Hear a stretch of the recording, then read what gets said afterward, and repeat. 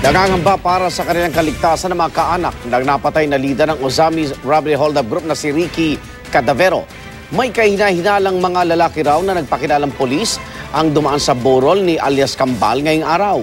Live mula sa Muntinlupa City, saksi si Mark Zambrano. Mark. Igan, kasabay nga ng pagluluksa, pinoproblema rin ng pamilya ng leader ng Ozamis Robbery Group na si Ricky Cadavero alias Kambal ang kaligtasan ng kanilang kaanak. Sa kanilang pananalangin para kay alias Kambal, inilakip na rin ng pamilya Cadavero ang dasal para sa kanilang seguridad. Ay may kahina-hinalang mga lalaking nagpakilalang pulis na dumaan sa burol ni Kambal. Ito na rin may mag-ano sa amin, may magbabantay.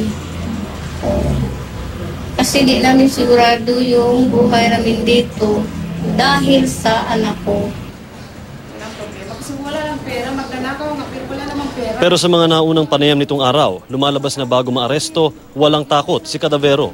Sabi ng pamilya, posibleng pinatahimik ito dahil marami itong nalalaman sa mga otoridad. Sabi niya, huwag kang matakot. Hindi ako natatakot na mahuli kasi lahat ng pulis dito sa Cavite binayaran ko ng pera. Yun ang sabi niya.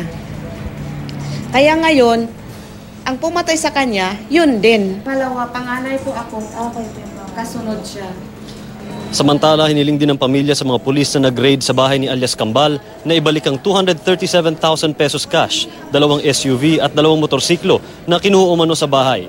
Emosyonal din ang ina ng napatay ding kasamahan na si Wilfredo Panugalinga alias Kulot habang humihingi ng tulong para maiuwi sa Ozamis ang anak. Igan, Vicky, maging ang pamilya Cadavero ay humihingi rin ng tulong para maiuwi ang labi ni alias Kambal sa Jensan dahil ni isang kusing ay wala raw itong naiiwang pera sa kanila. Live mula rito sa Muntinlupa, ako si Mark Zambrano, ang inyong saksi.